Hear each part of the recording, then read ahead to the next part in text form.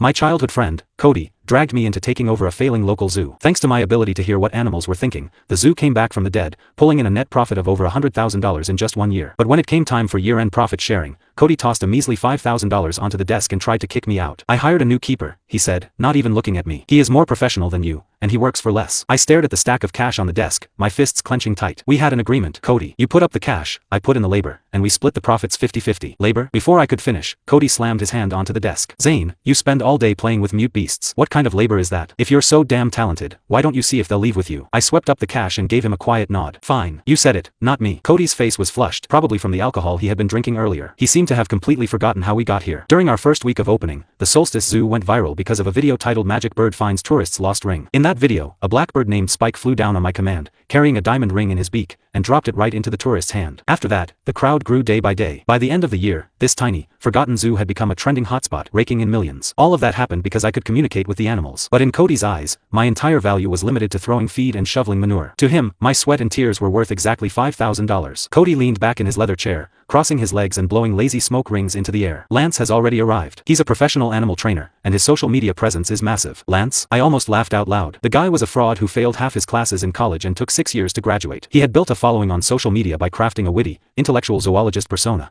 but he knew absolutely nothing about actual animal welfare. The creatures in this zoo were going to suffer under his care. "I'll leave," I told Cody, keeping my voice calm. "But Con, Luna, and the other old-timers I brought down from Blackwood Mountain are coming with me." Cody snapped, lunging over the desk. He blew a thick cloud of smoke directly into my face, making me cough. "Those are the stars of the show. You think you can just walk away with our cash cows? Don't even dream about it. Besides, how are you going to prove you brought them? If you've got the guts, get them to walk back up the mountain with you." I picked up my envelope of cash and nodded. "You said it." As I walked out of the administration building, a furious scream erupted from Cody's office. "Where did all this bird shit come from? It's all over my windows." I looked up. The culprit, Spike, was perched on a low branch, his dark tail feathers twitching proudly as if he were waiting for a reward. "The mountain can tolerate him, but this bird cannot," Spike chirped, his voice buzzing in my mind. "I've mobilized a dozen of my crew. The second that bastard steps outside, he's going to learn what shit luck really means." To anyone else, the blackbird was just making random noises, but to me, his words were as clear as day. Blackbirds were notoriously vengeful creatures. Cody was in for a miserable few weeks, but he had brought it entirely on himself. "You heard him, Spike. We're kicked out," I said, gently stroking the bird's back. He closed his eyes in satisfaction. "Want to head back to Blackwood Mountain?" "Hell yeah," Spike chirped. "I've been sick of looking at that loser anyway." I smiled, giving his tiny chest a gentle nudge. "Go tell the others to pack up. We're going home." I walked over to the tiger enclosure first. Con, our majestic Siberian tiger, was already pacing near the gate, his amber eyes filled with anxiety. "Spike told us what happened," Con growled, his deep voice vibrating in my chest. "Is that little punk really throwing you out? He's got some nerve." To his left, Luna, our Asiatic black bear, slammed a heavy paw against the reinforced glass. "Boss, don't use those human idioms. You're insulting the punk. Besides, if we hadn't wanted to help young Zane get on his feet,